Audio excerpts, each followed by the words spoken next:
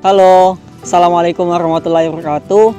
Perkenalkan, nama saya Lendra Agustira. Saya mahasiswa Sosiologi Angkatan 2018 kelas genap, Fakultas Ilmu Sosial dan Ilmu Politik Universitas Sriwijaya. Baiklah, di sini saya akan menjelaskan mengenai keikutsertaan serta masyarakat dalam pemetaan sosial.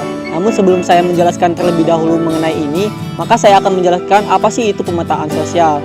Jadi pemetaan sosial adalah suatu kegiatan di mana memvisualisasikan di mana suatu kelompok melakukan suatu pemetaan yang ada di dalam masyarakat atau di suatu desa atau di suatu wilayah, di mana dia juga bisa menggambarkan suatu hal ataupun menggambarkan suatu lokasi, dan juga dia menggambarkan suatu akses-akses yang ada di sana. Contohnya akses ke desa sana, terus juga akses kesehatan, akses pendidikan, dan lain sebagainya. Nah, kurang lebih untuk pemetaan itu sendiri biasanya kita ada dua konsepan, di mana dia bisa perencanaan dan juga dia juga bisa pemberdayaan itu sendiri. Nah, sebelum dia melakukan suatu perencanaan dan pemberdayaan, biasanya dia mengkonsepkan ataupun mendesain terlebih dahulu pemetaan apa yang harus dia dilakukan. Namun di sini saya akan menjelaskan tugas dari kenapa sih saya membuat video ini.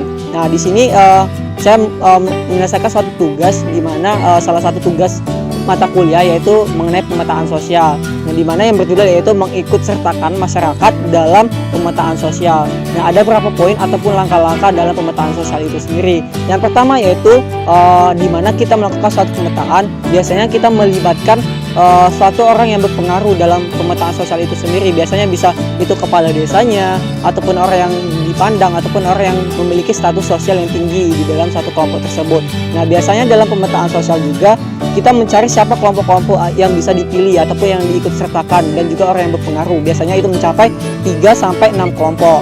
Dan setelah kita memilih kelompok, maka kita bisa mencari individu yang bisa mempengaruhi ataupun bisa berpengaruh dalam pemetaan sosial kita itu sendiri. Biasanya mencapai 5-10 kelompok. Nah, setelah itu kita melakukan suatu pendekatan yang dinamakan yaitu pendekatan diskusi jaringan sosial. Kenapa dia dalam pendekatan diskusi jaringan sosial? Karena dia melakukan suatu jaringan yang orang-orang yang terdekat ataupun orang yang bisa dikategorikan itu adalah orang yang penting. Yang kedua yaitu kegiatan jaringan sosial. Nah, ada beberapa poin dalam pendekatan jaringan sosial itu sendiri. Yang pertama yaitu mengidentifikasikan kelompok yang berpengaruh. Nah, dalam kelompok berpengaruh itu sendiri biasanya kita melihat sih orang-orang itu yang tadi, bahwasanya lihat statusnya siapa, terus juga pangkatnya apa, pendidikannya apa, dan sebagainya dalam suatu desa ataupun suatu daerah itu sendiri. Yang kedua yaitu kita saling kelompok berpengaruh dan individu yang berpengaruh. Nah, misalnya tadi kita ada 3 orang yang kelompok berpengaruh, kita cari sih siapa-siapa aja yang bisa kita pilih. Misalnya nanti kita dapat satu kelompok saja. Nah, setelah itu kita dapat satu kelompok, maka kita mencari individu siapa aja yang berpengaruh dalam hal tersebut. Misalnya 5-10 kelompok. Nah, kita hanya mengambil 2 ataupun satu kelompok aja gitu. Nah, dalam orang-orang yang bisa kita berpengaruh itu sendiri. Ya, selain itu kita memvaliditaskan pilihan kelompok dan individu yang berpengaruh dalam hal itu. Biasanya kita melihat orang tersebut dari siapa-siapa aja yang berpengaruh itu sendiri, dan misalnya kita bisa memvalidkan data tersebut, dan juga kita memvalidkan orang yang tersebut bisa diajak dalam suatu kegiatan yang dalam pemetaan kita sendiri. Dan selain itu strategi unik dalam pemetaan sosial itu sendiri. Biasanya kita mencari sih siapa-siapa aja aktor dan aksi dalam pemetaan itu sendiri, di mana bisa dilihat dari posisi kedudukannya, bisa juga dari kekayaannya, dan juga bisa juga pandangan status dan lain sebagainya. Nah, di sini kita bisa mencari sih siapa aktornya, siapa aksinya, dan lain sebagainya. Itulah untuk mencari pemetaan sosial dia secara unik, strategi uniknya. Dan juga yang lanjutnya itu jenis kelamin. Nah, biasanya kita memilih kategori itu berdasarkan jenis kelaminnya, baik itu laki-laki dan juga perempuan. Nah, kategori ini kita mencari siapa sih orang yang berpengaruh dalam suatu desa tersebut. Misalnya di desa A yang berpengaruh itu adalah lebih mendominasi itu laki-laki daripada perempuan. Nah, maka kita bisa mengambil yang paling penting dalam pemetaan sosial itu sendiri adalah laki-lakinya, untuk kita bisa melakukan suatu kegiatannya itu sendiri. Dan adapun langkah-langkah ataupun proses dalam kegiatan ini sendiri, saya akan menjelaskan sedikit sekilas prosesnya dalam pemetaan sosial ketika kita mengikut sertakan masyarakat.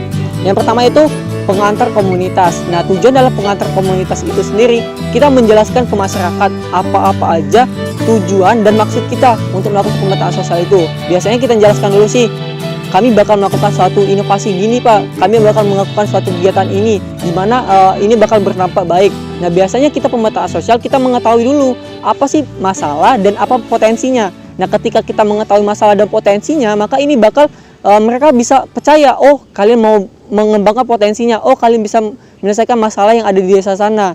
Dan itulah mengapa kita mengantarkan dulu kepada komunitas yang mereka harus tahu sih apa kegiatan kita nantinya gitu.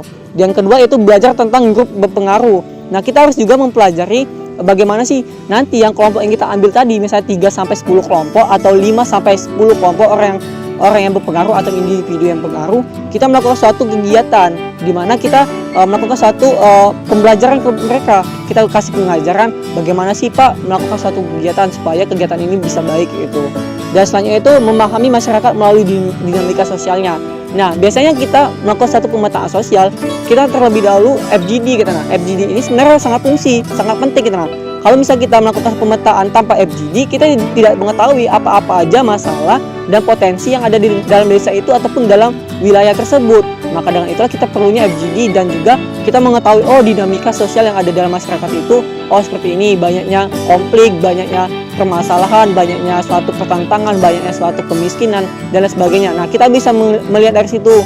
Maka dalam hal itu itulah sangat penting untuk kita melihat FGD dan melakukan FGD dan kita melihat dinamika sosial yang ada di sana. Dan setelah itu ketika kita memilih hal tersebut, maka kita juga memilih grup dan orang yang berpengaruh. Nah, ada berapa tahapan? Ada 5 tahapan. Yang pertama itu grup ini memilih dengan siapa proyek ini terlibat. Nah, biasanya kita memilih tadi kategori orang yang terlibat dalam proyek pemetaan sosial kita itu siapa aja. Misalnya yang terlibat itu adalah kepala desa.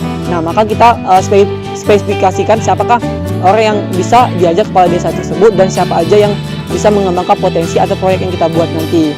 Dan yang kedua itu pertemuan pemimpin dan anggota kelompok untuk mencari keterlibatan mereka dalam kegiatan dan mengidentifikasi katalis kelompok untuk dilatih. Nah, maka dengan itu ketika kita mencari siapa saja pemimpin dan juga anggota kelompoknya, maka kita bakal mencari katalis. Nah, katalis inilah yang berfungsi sebenarnya untuk memberikan pengajaran ataupun pembelajaran mereka. Misalnya contohnya kegiatan kayak misalnya perkebunan, kita mengolah, maka katalis itu yang berfungsi untuk mengembangkannya.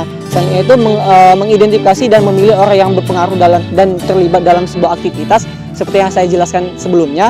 Dan juga yang keempat itu pertemuan dengan orang yang berpengaruh dalam sebuah komunitas. Maka ini juga sangat berpengaruh siapa aja sih yang berpengaruh dalam komunitas tersebut, apakah kepala desanya dan sebagainya. Dan juga yang terakhir itu memvaliditaskan data-data yang telah kita buat. Maka ketika kita udah memvaliditaskan data yang kita buat, maka itu akan meyakinkan bahwasanya proyek yang kita buat itu adalah memang layak untuk bisa dikembangkan di desa ataupun di wilayah tersebut atau daerah tersebut. Mungkin itu saja yang bisa saya sampaikan mengenai mengikut sertakan masyarakat dalam pemetaan sosial. Sekian, terima kasih. Wassalamualaikum warahmatullahi wabarakatuh.